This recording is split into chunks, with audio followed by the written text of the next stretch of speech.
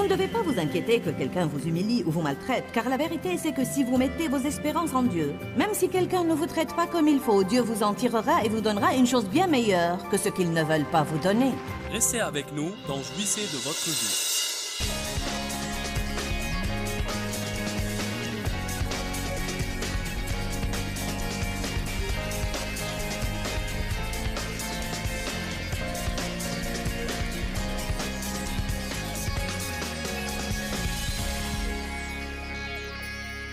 Je veux vous parler au sujet d'échanger la fausse culpabilité contre la confiance et l'estime de soi. Les gens sains savent qu'ils ont des défauts et ils savent qu'ils ne doivent pas les cacher. Cela ne veut pas dire aller ça et là pour claironner partout tout ce qui ne va pas en vous. Mais cela veut dire que dans vos conversations avec les gens, vous ne devez pas prétendre que vous êtes parfait.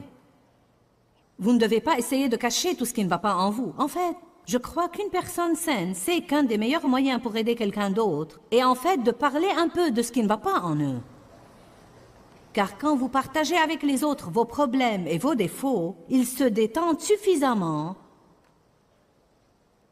pour vouloir partager les leurs avec vous. Je crois vraiment qu'une des choses qui ont aidé mon ministère à être acceptable auprès des gens sur une grande échelle, c'est que je partage ce qui ne va pas en moi très ouvertement. Je partage les conflits que j'ai eus et que j'ai, et je crois que ça ajoute quelque chose. Ça fait détendre les gens. Ça pousse les gens à vous aimer quand vous êtes sincère à propos de vous-même, car chacun a quelque chose qui ne va pas en lui, mais personne ne veut que quelqu'un d'autre le sache.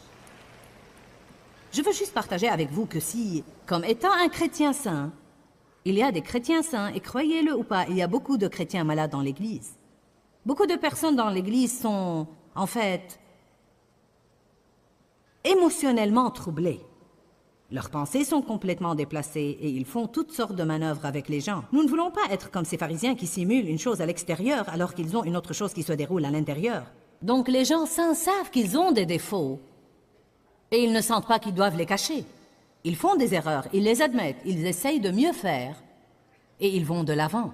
Pourquoi nous est-il si difficile d'admettre ou de dire « j'avais tort » ou « c'est de ma faute » ou « je prie à ce propos, mais ça a été un point faible dans ma vie, je crois que Dieu peut m'aider à le surmonter, mais pour être franc avec toi, ce n'est pas naturellement un point vraiment fort en moi. » Je crois, écoutez ce que je vais vous dire, car je pense que ça cause beaucoup de problèmes dans les relations.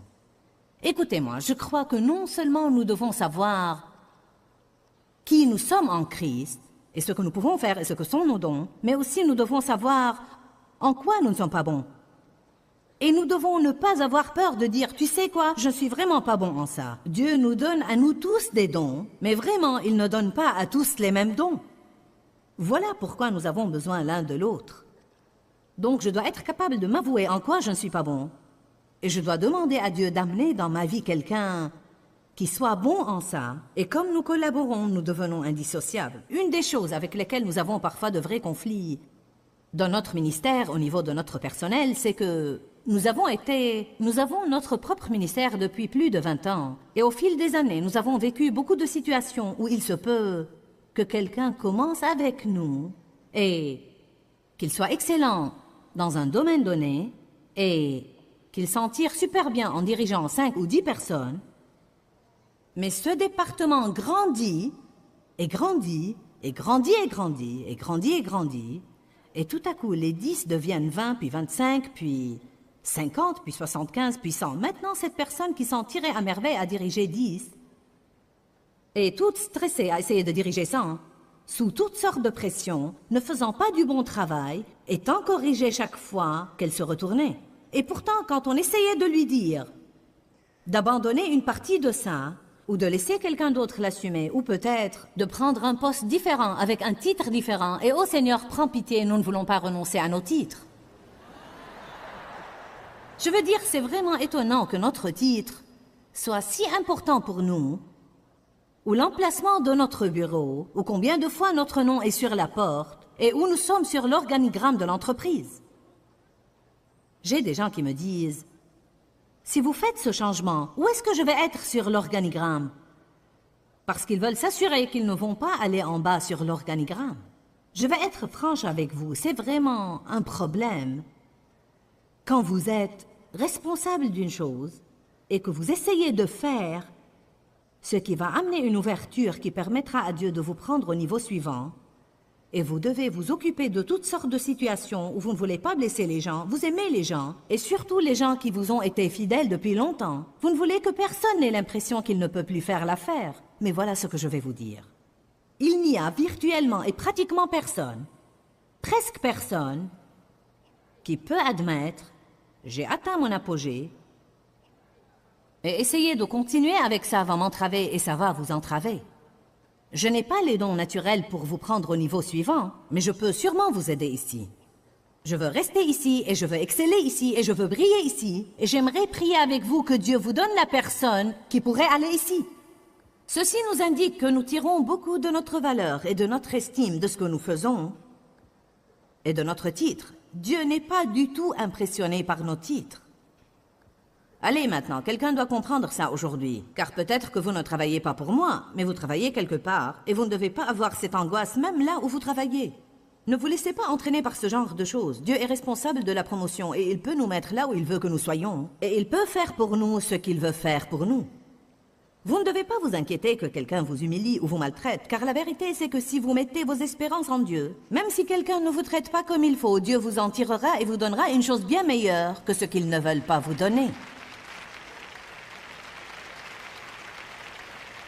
Nous avons clôturé notre session la veille en parlant des espérances mal placées et comment un des plus grands problèmes que nous avons et la chose qui cause tellement de douleur dans les relations, c'est que nous mettons nos espérances dans les gens pour faire des choses pour nous et pour nous rendre heureux et pour nous aider au lieu de mettre nos espérances en Dieu.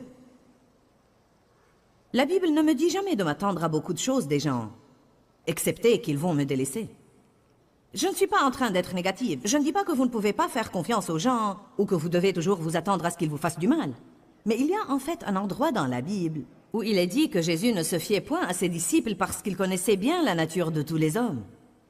Ça ne veut pas dire qu'il ne leur faisait pas confiance, mais il n'a pas mis en eux une confiance qui n'appartenait qu'à Dieu. Parfois, nous mettons beaucoup de nos espérances dans les gens, puis parce qu'ils sont des gens avec des faiblesses, évidemment, ils nous déçoivent et nous sommes terrassés et écrasés. « Je ne peux pas croire que tu me fais ça. » Eh bien, peut-être que vous auriez dû vous y attendre. De nouveau, je ne vous dis pas de vous attendre à ce que quelqu'un vous fasse du mal. Je peux regarder mon mari et dire « Ça fait 37 ans que nous sommes mariés, j'aime Dave. Notre chemin ensemble est long. » Si Jésus vient avant que l'un de nous meure, nous resterons ensemble.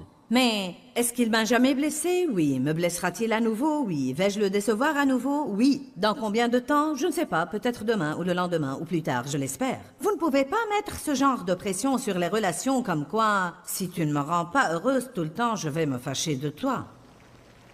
Nous devons nous donner un espace pour être des humains. Allez maintenant, il n'y a personne de vous qui est marié à Dieu. Et puisque vous êtes mariés à des humains, donnez-leur un peu d'espace pour être humains. Et arrêtez de faire pression l'un sur l'autre pour être parfait tout le temps. De toute façon, n'ayez pas du mal à dire « j'avais tort ».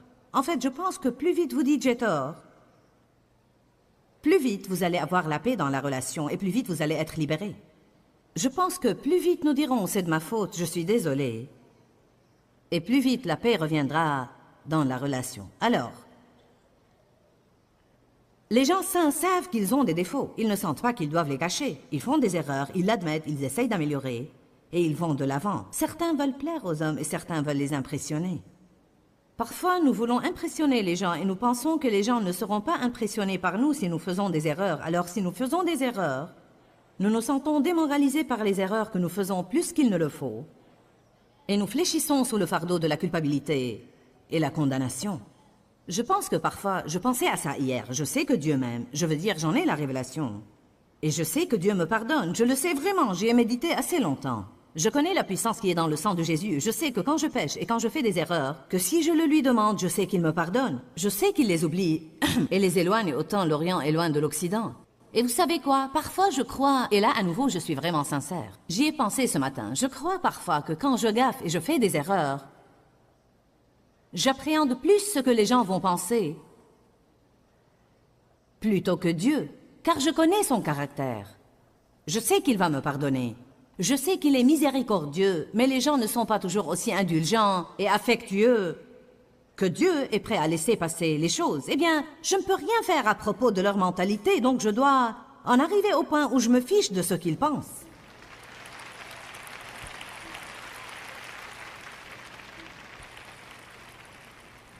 Car vous savez quoi que vous fassiez, si quelqu'un veut avoir une mauvaise opinion de vous, il va trouver quelque chose pour le faire. Si ce n'est pas une chose, c'en est une autre. Quand est-ce que ça va s'arrêter? Jamais si vous avez affaire aux gens. Donc si ce n'est pas une chose, c'en est une autre. Car quel que soit le bien que vous fassiez, il va toujours y avoir une chose qui vous manque. Voyez? Dans la Bible, Jésus a dit ça aux jeunes et riches dirigeants. Il te manque une chose. Il a dit, j'ai fait ceci et cela, il avait une bonne réputation. Eh bien, désolé mon ami, il te manque une chose. Pourquoi Dieu nous laisse-t-il toujours une chose qui nous manque? Parce qu'il veut que nous ayons besoin de lui. Même dans les relations, pourquoi y a-t-il quelque chose qui me manque? Car il veut que j'ai besoin de toi et que tu aies besoin de moi. Il veut que l'un ait besoin des dons de l'autre. Il n'y a pas de mal à dire, j'ai besoin de toi et c'en est trop pour moi. Et m'aideras-tu? Il n'y a rien de terrible à dire, tu sais quoi, j'avais tort, désolé. Cela me dépasse complètement. Nous devons nous détendre et apprendre qui nous sommes en Christ. Quand je dis nous, je veux dire nous, je m'adresse à moi aussi. Faisons un petit test. Est-ce que j'essaye de payer ou de me faire pardonner mes erreurs par une bonne action visant à me prouver et à prouver aux autres que je suis une bonne personne? En fait, quand j'agis mal, quand je fais une erreur, est-ce que j'embarque dans « laissez-moi payer pour ce comportement » en faisant une bonne chose en plus pour vous, ou quelques bonnes œuvres en plus pour Dieu, en priant plus longtemps, en lisant davantage la parole, en aidant une vieille dame à traverser la rue, ou quoi que ce soit, juste pour me prouver que je ne suis vraiment pas aussi mauvais qu'il semble, ou bien pour prouver aux gens que je suis vraiment une bonne personne. Je ne suis pas aussi mauvais que vous le pensez. Il n'y a pas de mal à faire de bonnes œuvres et à faire le bien, mais nous devons le faire comme nous l'avons établi la veille, avec un bon motif. Nous ne devons jamais faire nos bonnes œuvres pour que les gens pensent du bien de nous. Nous devons faire ce que nous faisons comme pour le Seigneur. Vivre pour sa gloire, désirer lui être agréable en toutes choses, et nous ne devons jamais faire quoi que ce soit pour impressionner les gens. Nous devons faire ce que nous faisons parce que nous sentons que c'est ce que Dieu nous mène à faire. Est-ce que quelqu'un peut imaginer, je n'en suis pas encore là non plus, mais est-ce que quelqu'un peut imaginer combien ça nous libérerait en tant que chrétiens de croire vraiment qu'il y a une onction qui demeure en nous et qui nous mène et qui nous guide? La Bible dit dans 1 Jean 2 que vous n'avez pas besoin que personne ne vous enseigne, car l'onction vous enseignera. Cela ne veut pas dire que vous n'avez pas besoin de ce genre d'enseignement, mais ça veut dire que vous n'avez pas besoin de quelqu'un d'autre pour gérer votre vie.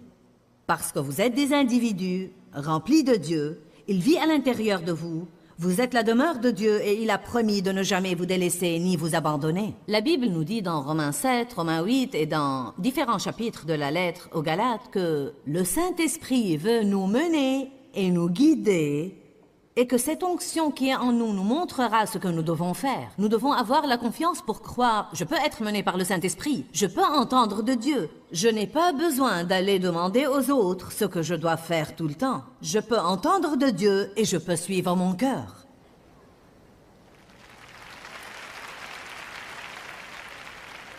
Une autre chose que font les gens qui manquent d'assurance, c'est croire qu'ils ont entendu de Dieu, mais ils vont le vérifier avec 4 personnes juste pour s'assurer. Puis savez-vous ce qui arrive? Quelqu'un devrait être capable de me dire ce qui arrive. Puis ils deviennent désorientés car ces 4 personnes, aussi pieuses qu'elles soient, n'ont pas été désignées pour entendre de Dieu à leur place.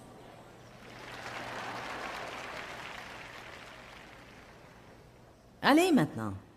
Eh bien, tu sais, je voulais juste avoir une confirmation. Eh bien, vous savez, il y a des moments dans la Bible où avoir une confirmation était bon et d'autres où ça a mis le peuple dans le pétrin.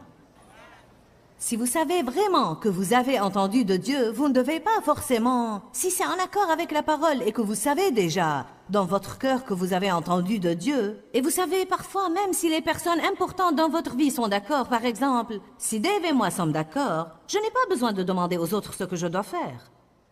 Nous venons de prendre une décision assez importante sur un petit changement que nous allons faire. Dave et moi en avons discuté. Puis je voulais m'assurer que nos 4 enfants aussi sont d'accord, car je sentais que ça les concernait autant que nous. Et je ne le leur demande pas à tout propos, mais c'était quelque chose que j'avais vraiment l'impression que je devais faire. Parfois, comme tous les couples, Dave et moi prenons la décision.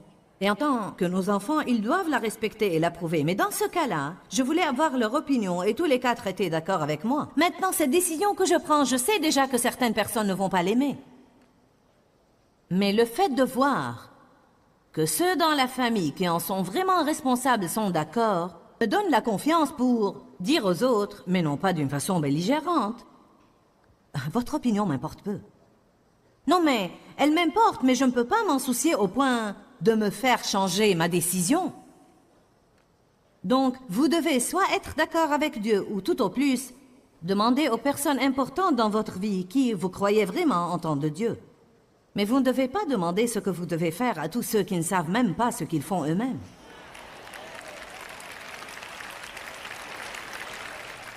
Voilà la chose vraiment triste. La moitié du temps, nous ne voulons pas savoir ce qu'ils pensent de toute façon. Nous ne voulons vraiment pas savoir ce qu'ils pensent. Nous voulons simplement qu'ils nous disent que nous avons raison.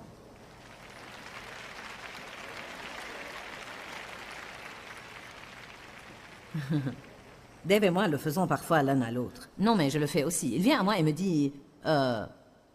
cette cravate va avec ce costume? Non, elle ne va pas. Pourquoi dis-tu qu'elle ne va pas? Qu'est-ce qu'elle a? C'est comme... Si tu ne veux pas que je te dise ce que je pense, ne viens pas me demander mon opinion. Si elle te plaît, porte-la. Puis je lui fais ça. Je lui dis, dis-moi, est-ce que tu aimes ça? Non, je ne l'aime pas. Pourquoi dis-tu que ce n'est pas joli? Tout le monde me complimente sur ça. Tu es toujours gna. Donc, voyez, nous ne voulons vraiment pas que les autres nous disent ce qu'ils pensent, car si nous voulions vraiment leur opinion, nous ne nous disputerions pas avec eux quand nous l'aurons.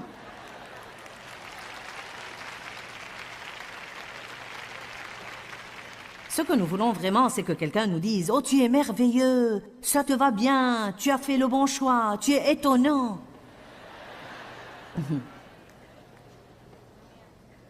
Eh bien, ce matin, je prêche mieux que je ne l'ai pensé.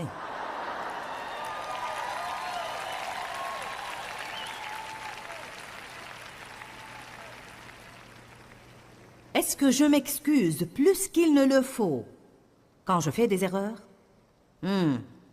Est-ce que quelqu'un sait qu'il fait ça? Vous savez quoi? Si je suis auprès de quelqu'un comme ça, c'est comme, d'accord, si tu t'es déjà excusé 4 fois, pas besoin de continuer à faire ça pour 8 jours. C'est comme si vous essayez de garder l'attention sur le problème. Si vous continuez et continuez et continuez et continuez, je pense que c'est de s'excuser. En fait, je pense vraiment que c'est important.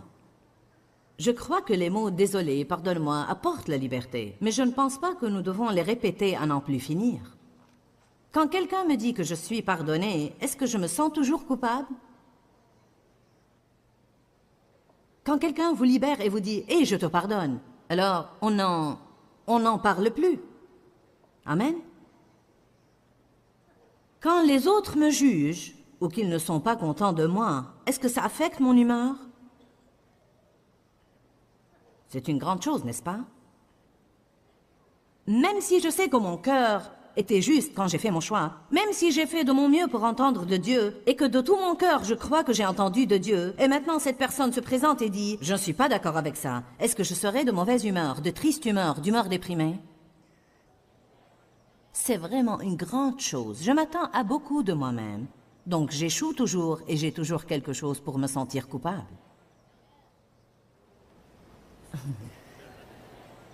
Celles-ci sont aussi des espérances peu réalistes. Vous savez quoi? Il n'y aura probablement pas un jour dans votre vie où vous accomplirez tout ce qui était sur la liste de vos objectifs. Savez-vous pourquoi? Car la vie a lieu. Peut-être que vous pourriez le faire si tout dans votre journée était parfait, mais ça ne va pas arriver. Nous menons une vie réelle. Le téléphone sonne et c'est quelqu'un qui veut parler plus longtemps que nous ne le voulons. Le téléphone sonne et quelqu'un nous raconte quelque chose que nous ne voulons pas entendre. Et subitement, cela transforme toute notre journée et nous donne une autre chose pour nous en occuper qui n'était pas sur notre liste. Allez, vous savez de quoi je parle. Donc n'ayez pas des espérances fausses et non réalistes en vous-même. Laissez-moi le dire à nouveau, je m'attends à beaucoup de moi-même. Pour cette raison, j'échoue toujours et j'ai toujours quelque chose pour me sentir coupable. Je sens la pression de contenter les gens. Si leur humeur devient négative, je me mettrai immédiatement à restaurer leur joie. Quelqu'un est comme moi? Vous savez quoi? J'ai eu un problème avec ça dans ma vie, car j'ai commencé avec ça en vivant dans une maison dysfonctionnelle.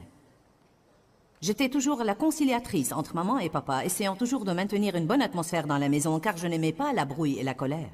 Y a-t-il quelqu'un ici aujourd'hui qui comprend de quoi je parle? Êtes-vous venu d'un milieu pareil? Eh bien, vous savez quoi? Une fois que vous prenez l'habitude de le faire, c'est un vrai défi que d'arrêter et ne pas jouer toujours au conciliateur. C'est surtout difficile quand la Bible vous dit d'être un artisan de paix et de maintenir la paix. Donc, dans une certaine mesure, c'est bon d'être un conciliateur. Je suis une personne qui peut arbitrer et rétablir la paix entre les gens. Je crois que c'est une partie de mon don et de ma vocation. Je crois que Dieu se sert de moi, comme ça, beaucoup de fois. Mais parfois, je m'emballe et j'essaye de garder les autres satisfaits et ça m'exaspère. Car vous les faites sortir d'une humeur pour les mettre dans une bonne humeur. Et 10 minutes plus tard, ils sont de mauvaise humeur à propos d'une autre chose. Alors votre vie finit par être épuisée par toutes ces personnes qui ne vont jamais être satisfaites quoi que vous fassiez. Amen? Je prêche bien aujourd'hui, merci.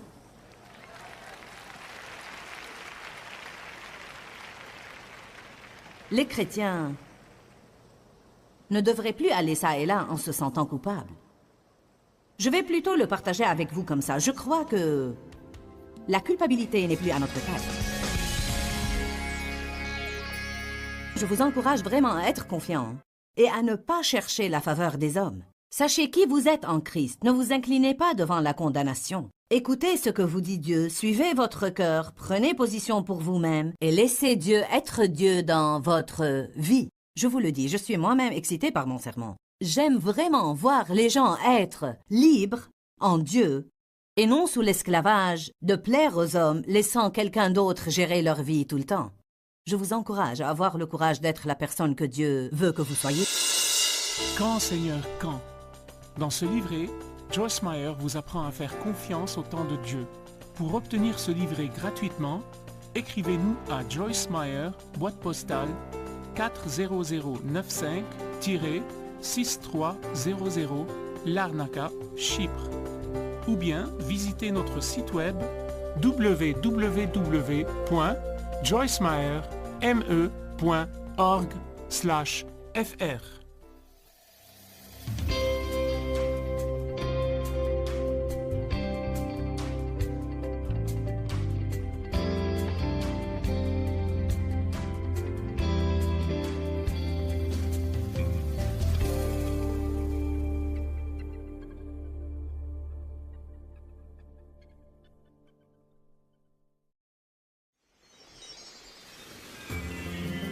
Et le royaume de Dieu est en nous, et à l'intérieur de nous, nous devons être pleins de justice, de sentiments justes sur nous-mêmes. Restez avec nous dans Jouissez de votre vie.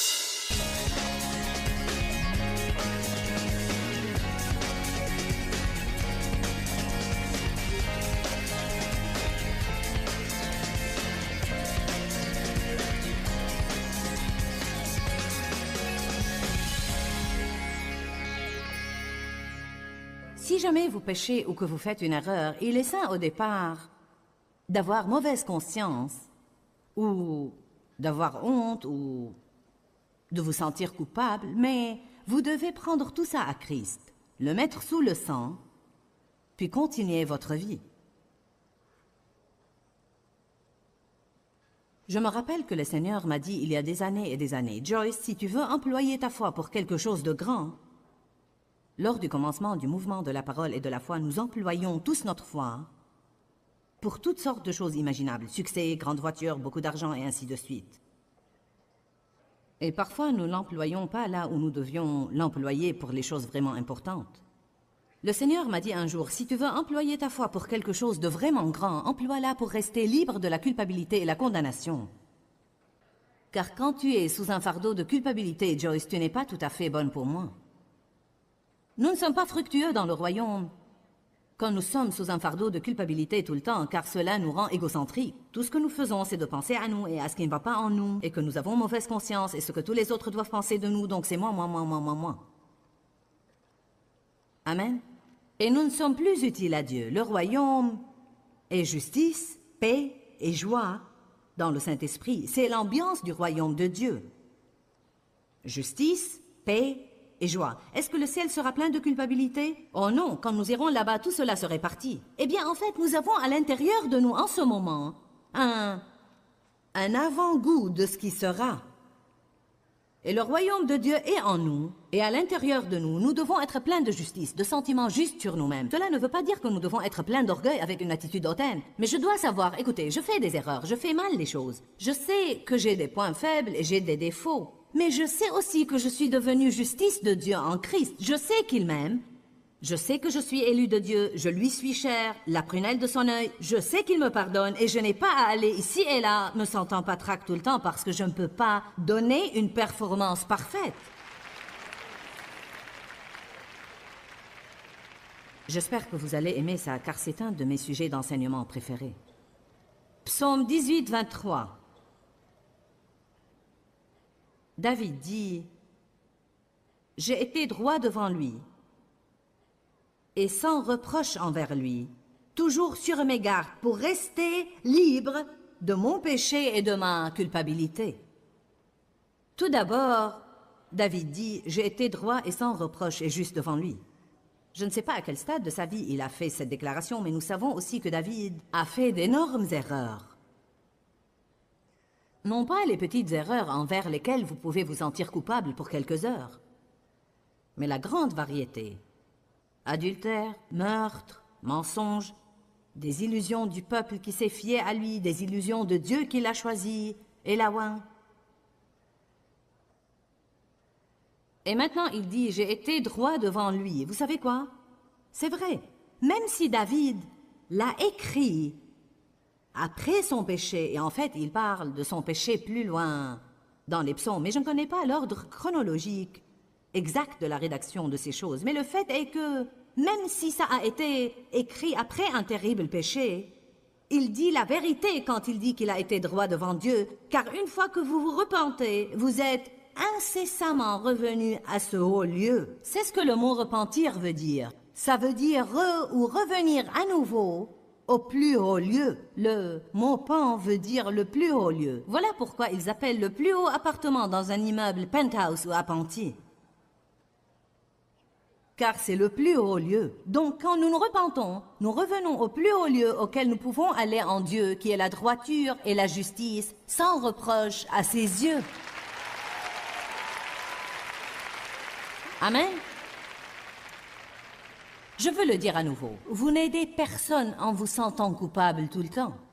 Tout ce que vous faites, c'est laisser le diable se jouer de vous. Vous ne vous aidez pas vous à Dieu, vous n'aidez pas le royaume de Dieu, vous n'aidez pas ceux avec qui vous avez une relation, car, franchement, quand vous vous sentez comme ça, vous vous repliez sur vous-même et vous n'avez pas beaucoup de temps et vous n'avez pas d'énergie pour faire quoi que ce soit pour quelqu'un d'autre. Quand vous avez mauvaise conscience, vous avez tendance à parler de tout ce qui ne va pas en vous tout le temps. Ça a tendance à vous abattre, à vous déprimer et à vous décourager. Ça affecte vos humeurs. Vous vivez sous pression. Beaucoup de fois, ça nous rend ronchons et grognons. Si les gens sont sous un lourd fardeau de culpabilité et de condamnation, ça les rend difficiles à vivre. Je crois que c'est la cause de toute cette agressivité au volant. Je crois que les gens mènent des vies tellement affreuses et relâchées et horribles, et ils s'adonnent à tellement de perversions et à tellement de péchés, à tellement d'égoïsme et d'égocentrisme. Je parle de gens en dehors de Jésus et probablement de certains qui prétendent être en lui, mais nous n'allons pas parler de ça. Ces gens sont donc tellement remplis de fureur contre le tournant que leur vie a pris que la moindre petite chose leur cause une véritable crise, et c'est parce qu'ils ont déjà mauvaise conscience de ce qu'ils ont fait et ils ne peuvent absolument pas supporter n'importe quoi. Je vais vous le dire à nouveau, car je pense que c'est une chose importante. Se sentir coupable tout le temps ne vous aide pas. Ça ne vous mène pas au pardon de vos péchés. Ça ne change rien, ça ne vous rend pas plus saint. Jésus a payé au prix fort tout le mal que vous avez fait et vous n'avez pas à ajouter votre culpabilité et votre mauvaise conscience et votre dépression à ce qu'il a déjà fait. Si c'était le cas, cela veut dire que ce qu'il a fait n'était pas une œuvre parfaite et qu'il a besoin de nos œuvres en plus de son sacrifice. Nous savons que la Bible ne présente pas une doctrine comme ça. Une des choses les plus difficiles que vous allez jamais faire, c'est de faire une grande erreur, de demander à Dieu de vous pardonner et de vous en débarrasser sans culpabilité.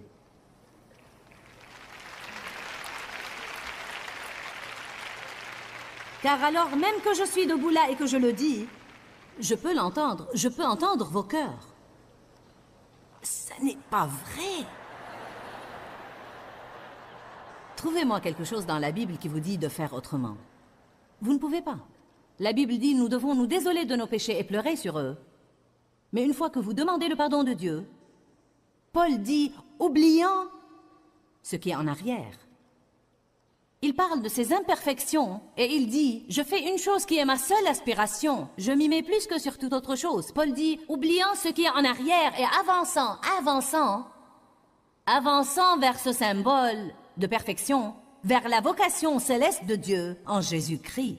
Eh bien, vous n'avez pas d'espace dans votre futur pour les échecs de votre passé.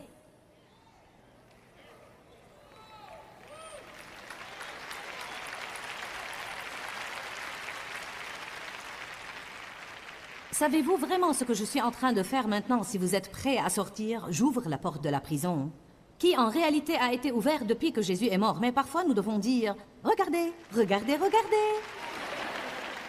Vous croyez que vous êtes coincé là-dedans, mais la porte était tout le temps ouverte. Tout ce que vous devez faire, c'est sortir. Peut-être que la porte est fermée et que vous devez la pousser un petit peu. Imaginez la colère de quelqu'un qui serait resté dans une prison pour 15 ans, sans savoir que tout le temps la porte n'était pas fermée. C'est ce que j'ai senti après en avoir fini de la religion. Vous me dites, qu'entends-tu par religion? Je parle en fait de toute cette réglementation. Tous les tu dois et il faut et les choses que je dois faire pour être une personne comme il faut à l'église. Jésus a une fête style, venez comme vous êtes, et ensuite il vous change à fond. Il ne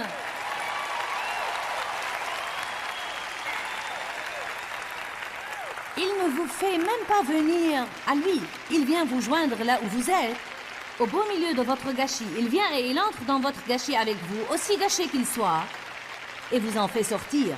Mais voyez, la réglementation, la mentalité religieuse qu'avaient les pharisiens, c'est comme, vous devez faire ceci et cela, et peu importe l'état de votre cœur. Ils faisaient tout comme il faut, mais ils étaient comme des sépulcres blanchis pleins d'ossements de mort.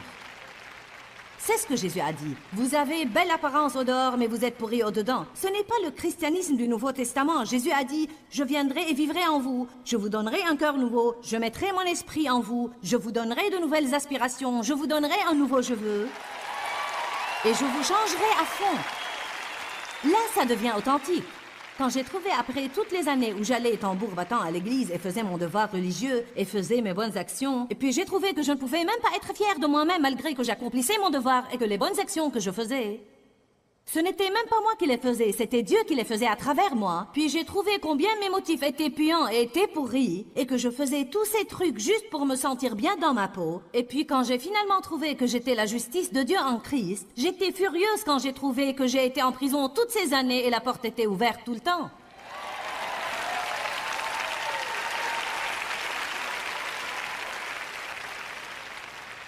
Vous savez, Jésus est venu. Voyez, la Bible dit que Jésus est venu pour annoncer une bonne nouvelle. L'ouverture de la prison, la délivrance des captifs. Je peux me tenir debout ici et annoncer la bonne nouvelle de l'Évangile aujourd'hui. Et je peux vous dire que la porte de la prison, de la culpabilité, est grande ouverte devant chacun de vous. Mais je ne peux pas vous faire sortir. Voilà ce qui va vous arriver. Mais je me sens coupable. Écoutez, voilà ce que vous devez faire.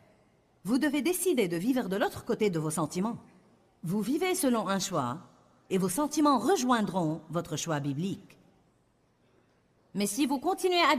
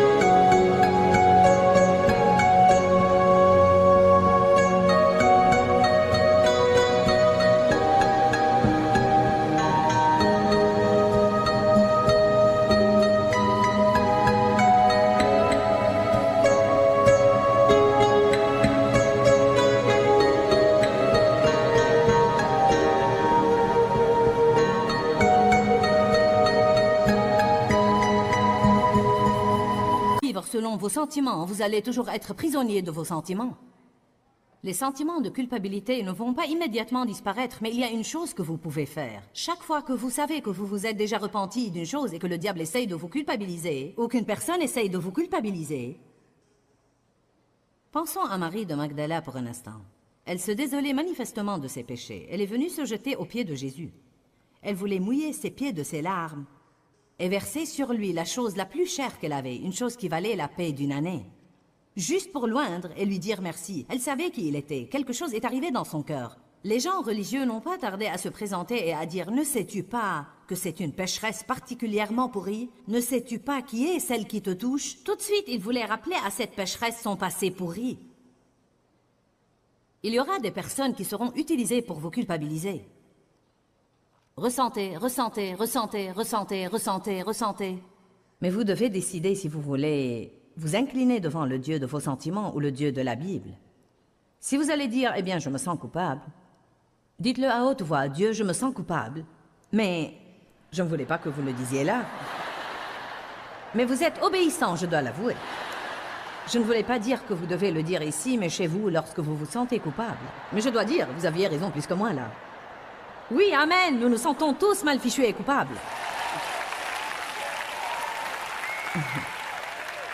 Quand vous faites quelque chose de mauvais et vous vous repentez et vous demandez à Dieu de vous pardonner, puis vous vous sentez coupable et mal à l'aise, vous pouvez dire au Seigneur, « Tu sais Seigneur, je me sens coupable, mais je peux voir dans ta parole que c'est en réalité un faux sentiment. C'est une fausse chose, car il n'y a aucune condamnation pour ceux qui sont en Christ.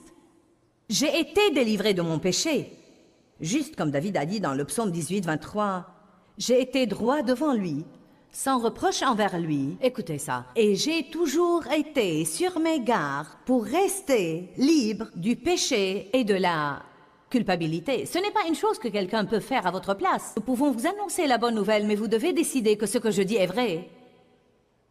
Et que vous allez vous libérer de la culpabilité et de la condamnation. Point final, fin de la conversation. Vous allez avoir tout simplement à revêtir votre robe de justice. Je sais que vous allez avoir une bataille sur les bras, je l'ai eue, mais je vais vous le dire, vous pouvez réussir. J'étais absolument adonnée à la culpabilité. Et maintenant, ce n'est pas une chose avec laquelle je lutte vraiment tant que ça. J'ai cet arrangement, je fais des erreurs et je ne les aime pas. Mais je les fais. Mais plus vous êtes à l'aise avec vos imperfections, moins de culpabilité vous allez ressentir. Allez maintenant.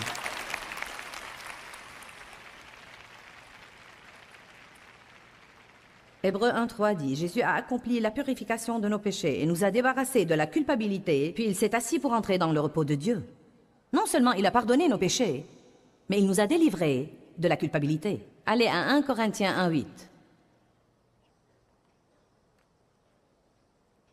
1 Corinthiens 1, verset 8 dit, « Et il vous établira jusqu'à la fin. Il vous gardera résolu, il vous donnera la force, et il garantira votre justification. Il sera votre garantie contre toute accusation ou culpabilisation, pour que vous soyez innocents et irréprochables au jour de notre Seigneur Jésus-Christ, le Messie. » C'est une écriture qui loue le Seigneur. Oh mon Dieu! Nous n'allons pas lire toutes les Écritures, mais j'ai fait une liste. Dans votre cœur, vous devez savoir qui vous êtes en Christ. La Bible dit qu'en croyant dans le cœur, l'homme parvient à la justice. En croyant, vous parvenez à la justice, ensuite vous confessez par votre bouche. La Bible dit dans Éphésiens 1.4, « Je suis élu de Dieu. » Dans Romains 9.25, « Il m'appelle bien-aimé. » Dans 2 Timothée 1.9, il dit « Nous sommes appelés. » Un peuple appelé. 1 Pierre 2.9 dit « Nous sommes exceptionnels. » Éphésiens 1.6 dit « Nous sommes acceptés. » Jean 3.16 dit « Nous sommes aimés. » Je peux continuer et continuer et continuer et continuer. La culpabilité n'est plus à votre taille. Vous devez échanger la peur contre la foi, la certitude et la confiance. Beaucoup de gens peureux n'ont pas l'air peureux, mais la peur les tourmente intérieurement. Les gens peureux sont normalement plus défensifs. Ils se tiennent sur leur garde et ils sont méfiants. Ils ont du mal à se sentir confiants et détendus car ils ont toutes ces appréhensions à propos d'eux-mêmes. La peur mène à un désir malsain de plaire aux hommes. Quand je dis désir malsain de plaire aux hommes, il est important de fixer des limites. Car nous voulons bien plaire aux hommes. Ne vous levez pas chaque jour en disant « je me fiche pas mal de ce que vous pensez, je vais faire ce que je veux ». Nous ne marchons pas dans l'amour si nous faisons ça.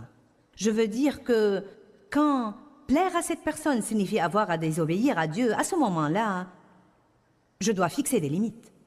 Si plaire tout le temps à cette personne veut dire que je vais avoir ni vie, ni autonomie, ni liberté, ni choix, que je ne peux jamais suivre mon cœur et faire ce que je sens être bon pour moi, ce n'est pas bien. Mais il n'est pas bien non plus de mener une vie complètement égoïste et égocentrique où il ne s'agit que de moi. Nous devons nous rendre compte aujourd'hui que la chair est une grande fanat des extrêmes. Nous allons toujours d'une extrême à une autre extrême à une autre extrême. Ce que nous devons faire, c'est garder l'équilibre.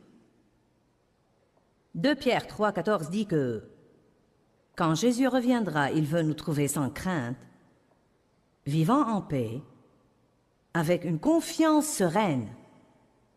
Alléluia. Donnez-vous la permission d'être unique. J'ai écrit là, n'ayez pas peur d'être unique. Une des choses qui nous pousse à essayer de plaire aux autres, c'est que nous ne sommes pas comme eux. Donc nous essayons de nous refaire pour penser comme ils pensent et vouloir ce qu'ils veulent et aimer ce qu'ils aiment. Que veux-tu dire que tu n'aimes pas ça? Nous pensons alors, eh bien, je dois avoir quelque chose qui ne va pas. Vous devez apprécier et vous réjouir d'être unique. Quelqu'un ici doit entendre ça aujourd'hui. J'ai dit, vous devez apprécier et vous réjouir d'être unique. Vous n'êtes pas bizarre, vous êtes unique. Il y a une différence. Bizarre est une chose liée au diable, tandis qu'une chose unique est plus précieuse que s'il y avait tout un tas qui est comme elle. Je ne suis pas comme la plupart des autres personnes. Et c'est bien. J'aime ça. Peut-être que j'aide les gens d'une façon un peu différente d'un autre qui aide les gens. Ça ne veut pas dire que nous n'aidons pas tous les gens. Au début de notre ministère, Dieu en fait m'a éloigné des autres personnes pour faire ce que je devais faire, car je voulais aller voir ce qu'ils faisaient afin de faire comme elles. Le Seigneur n'a pas voulu que je le fasse, il voulait que je le suive et que je sois mené par lui. Donc il m'a gardé dans un lieu où je n'avais personne sauf lui, pour ne prendre aucune information de quiconque sauf de lui. Donc ce que j'ai fait a fini par être une très grande réussite, car j'ai été menée par le Saint-Esprit. Dieu veut apporter de nouvelles choses. Il ne veut pas que tout soit juste comme il était la dernière fois.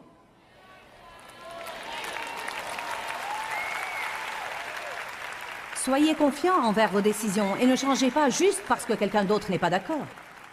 Ne craignez pas le désaccord. Vous pouvez aimablement ne pas être d'accord, mais vous ne devez pas être mal à l'aise si quelqu'un dit « je n'aime pas ça ». Et si vous aviez une nouvelle coiffure et elle vous plaît, et vous allez au travail et quelqu'un dit « qu'as-tu fait à tes cheveux ?» Nous faisons tous ce genre de choses parfois.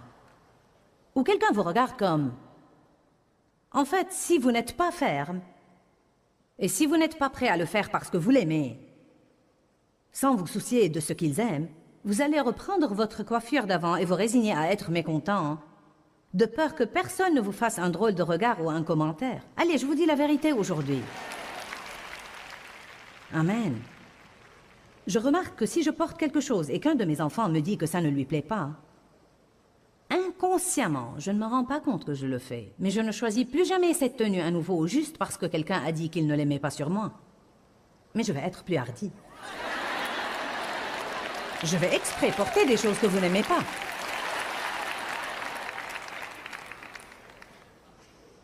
Amen. Vous savez, parfois, certains de mes plus jeunes enfants disent « Tu dois vraiment te mettre un peu plus à la mode. » C'est comme « Eh bien, c'est mon style et il me plaît, merci. »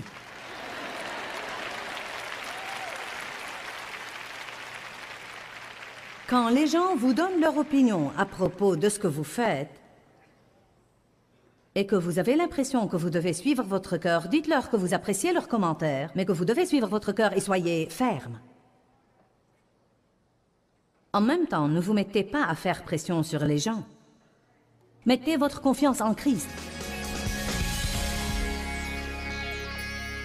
Être confiant, et à ne pas chercher la faveur des hommes. Sachez qui vous êtes en Christ, ne vous inclinez pas devant la condamnation. Écoutez ce que vous dit Dieu, suivez votre cœur, prenez position pour vous-même et laissez Dieu être Dieu dans votre vie. Je vous le dis, je suis moi-même excitée par mon sermon. J'aime vraiment voir les gens être libres en Dieu et non sous l'esclavage de plaire aux hommes, laissant quelqu'un d'autre gérer leur vie tout le temps.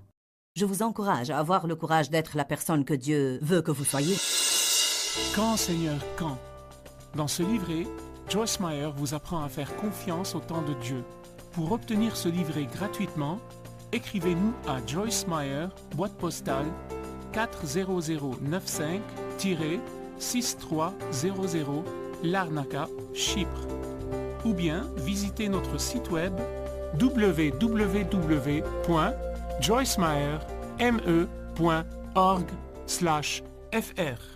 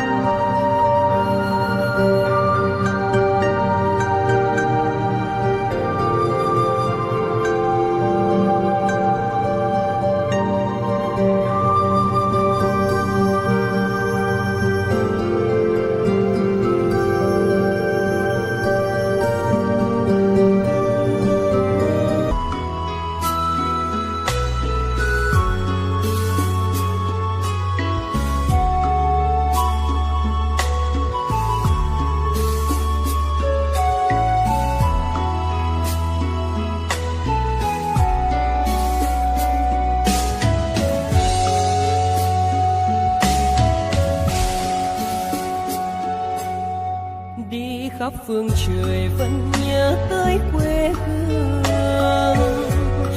Người về đây thăm làng Trù quê mẹ và làng Sen quê cha, xúc động bồi hồi người rơi giọt lệ, thương mái nhà tranh thương đất mẹ nghèo.